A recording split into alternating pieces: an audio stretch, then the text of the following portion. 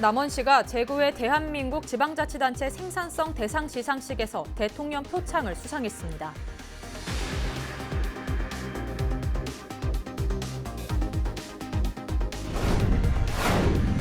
인천 김성수와 미당 서정주 두 사람은 일제강점기 친일 행적 때문에 끊임없는 비판을 받아온 인물인데요. 아직도 이들의 흔적 처리를 놓고 논란이 뜨겁습니다. 지역사회 아동들에게 종합적인 아동복지 서비스를 제공하는 기관인 지역아동센터는 돌봐야 할 아동 수는 많지만 선생님은 부족한 상황입니다.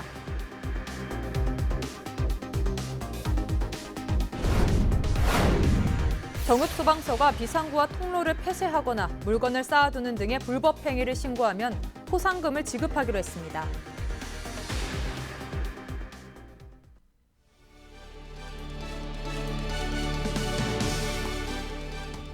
시청자 여러분 안녕하십니까? 헬로티비 뉴스 전북입니다.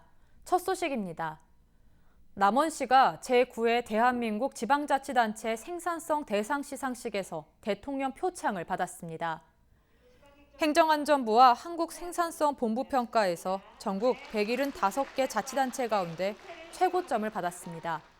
생산성 대상평가는 지자체 경쟁력을 강화하기 위해 해마다 진행하는데 가장 살림살이 잘하는 지자체로 남원시가 뽑힌 겁니다.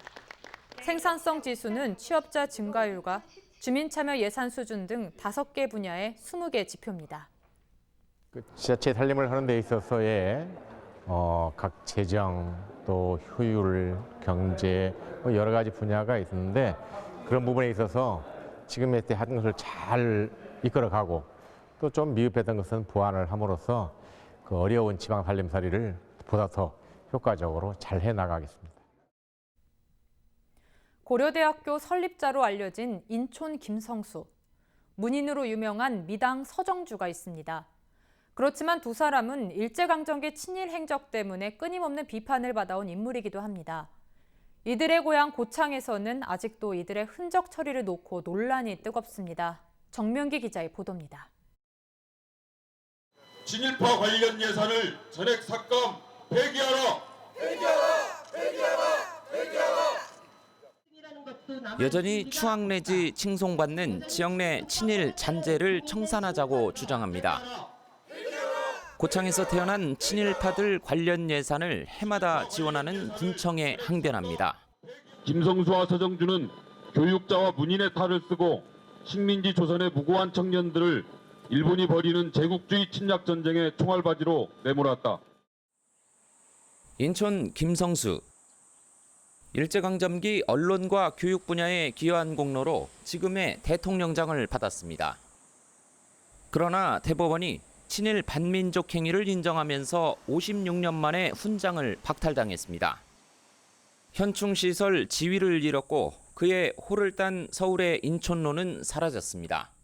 서운이 박탈되었음에도 인촌로라는 도로명과 새마을 공원의 동상으로 우연히 우리와 함께 숨쉬고 있다. 주옥 같은 시들을 남긴 미당 서정주 역시 고창에서 태어났습니다. 그렇지만 친일 인명사전에 올랐고 독재 찬양 논란까지 불거지자 전국 각지에선 그의 기념물을 없애거나 건립을 취소하기도 했습니다. 고창군은 미당 서정주의 생가를 복원했고 이렇게 근처에 시문학관도 운영하며 해마다 그의 문학제를 여는데 돈을 쓰고 있습니다. 이런 인문학을 관광자원으로 개발 중인 고창군은 곤혹스러운 입장입니다. 고향에서 세운 기념물을 쉽게 철거하기 어려울 뿐더러 그대로 보존하자는 의견도 만만찮다는 겁니다. 국민들이 성금을 먹으면서 해놓은 거란 말이에요. 다수 국민들은 그러면 거기 동참했던 분들은 유지하기를 바라는 거죠. 고창군은 내년에 3억 원을 들여 이들의 흔적 처리를 놓고 공론화 과정을 거칠 예정입니다. 국가 예산이든 지방자치 예산이든 공적 영역에서는 추방을 해야 된다. 앞으로 국가와 민족을 팔아먹는 세력들을 조장하는 거잖아요. 일각에선 공론화 과정을 통해 주민 간 갈등이 더 커지는 건 아닌지 우려도 나옵니다. 헬로티비 뉴스 정명기입니다. 지역아동센터는 지역사회 아동들에게 종합적인 아동복지 서비스를 제공하는 기관인데요.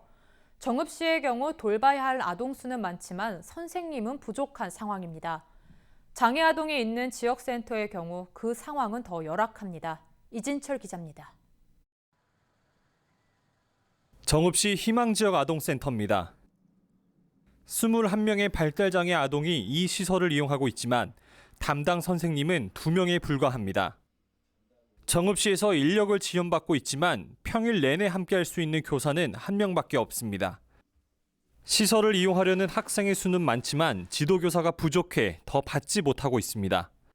20명이 넘는 아이들을 예를 들어 선생님들 2분, 3분이서 이렇게 하기에는 굉장히 좀 역부족이죠. 진짜로 1대1로 필요로 하는 친구들 같은 선생님들이 한 분이 붙으면 나머지 10명, 15명의 아이들은 이제 선생님들이 한 분이서 볼 수밖에 없는.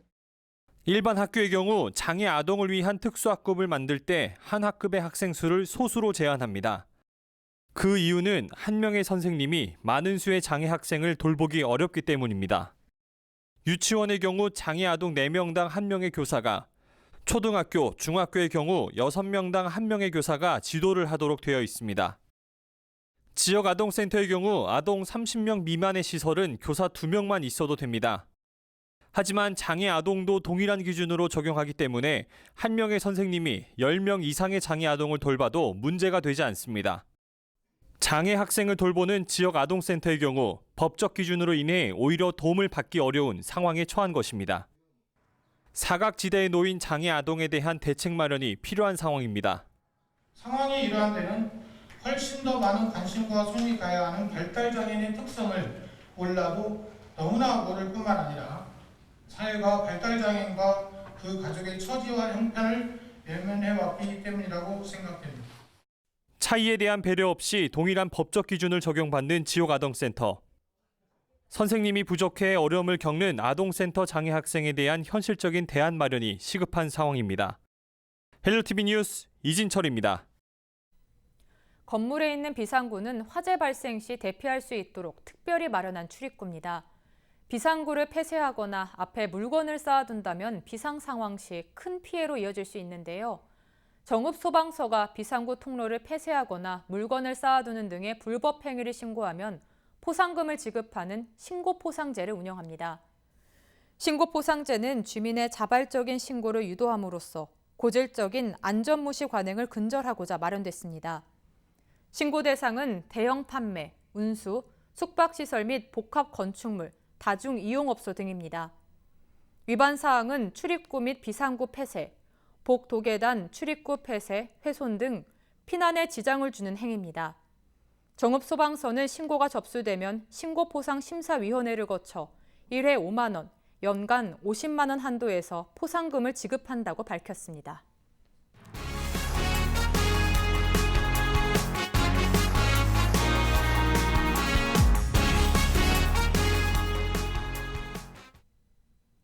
수제화 기술 인력인 청년 슈메이커들의 직접 제작한 수제화를 만날 수 있는 전시회가 마련됐습니다.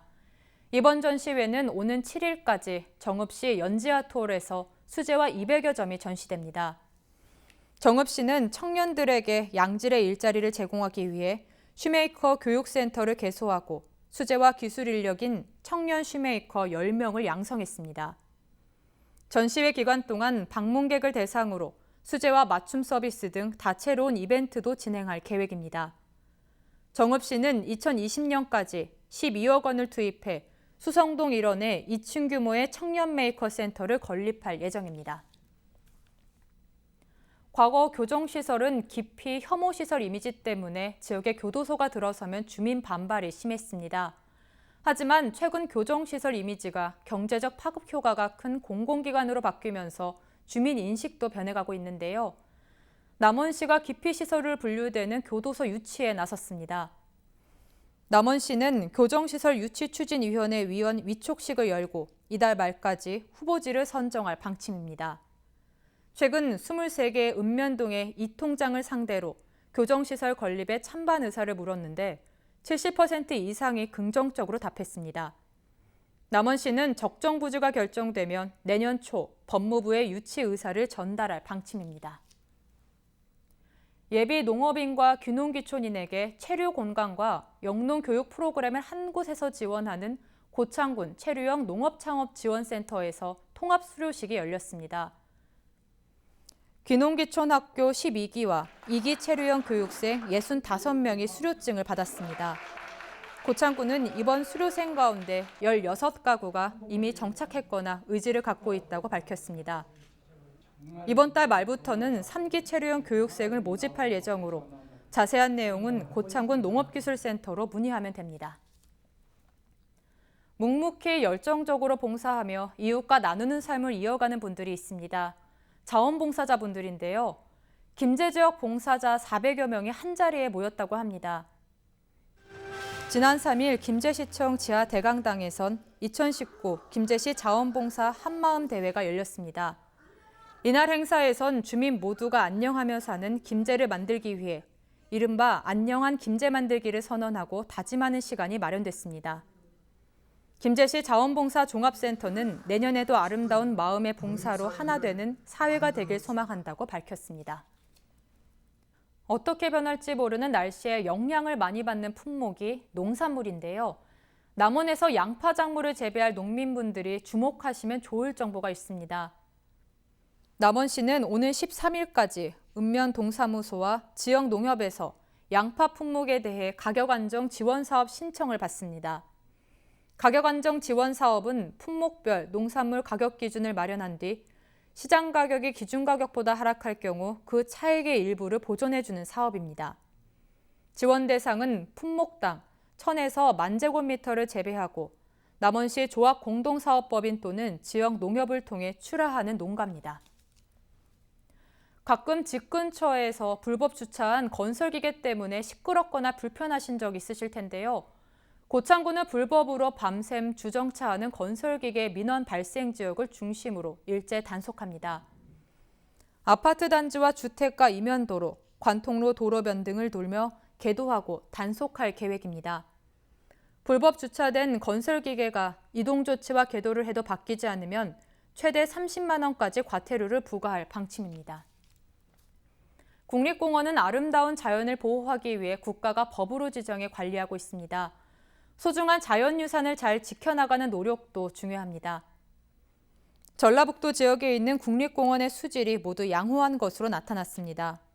전북지방환경청은 국립공원 계곡과 하천수, 해수의 수질을 조사한 결과 기준치를 초과하는 오염은 발견되지 않았다고 밝혔습니다.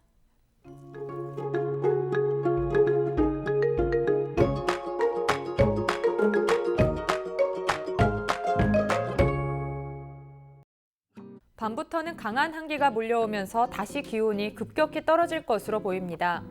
낮 동안 우리 지역 맑은 가운데 아침 기온 영하 4도로 시작해서 낮 기온은 2도에 머물겠습니다. 긴장 늦추지 마시고 추위 대비 계속해서 신경 써주시기 바랍니다. 주간 날씨입니다. 아침 기온이 영하권으로 크게 떨어지면서 초겨울이지만 마치 한겨울 같은 추위가 찾아오겠습니다. 바다 날씨입니다. 물결은 최고 2.5m로 약간 높게 일겠습니다. 항해하시는 분들은 기상정보 참고하시기 바랍니다. 전국 날씨입니다. 밤사이 북쪽에서 찬 공기가 밀려오면서 기온이 급격하게 떨어지겠습니다. 낮 기온 역시 크게 오르지 못하겠습니다. 특히 금요일에는 아침 기온이 영하 11도까지 곤두박질하며 이번 추위가 절정에 달할 전망입니다.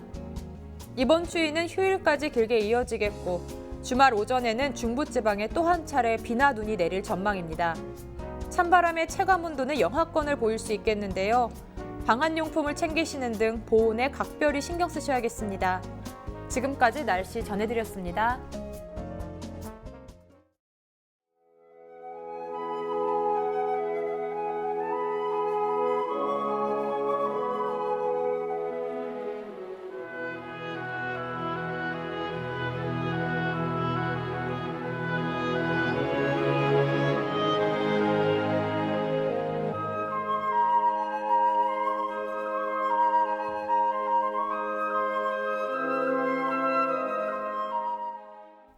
이상으로 뉴스를 마칩니다. 저희는 언제나 지역 주민 여러분 곁에 있겠습니다. 고맙습니다.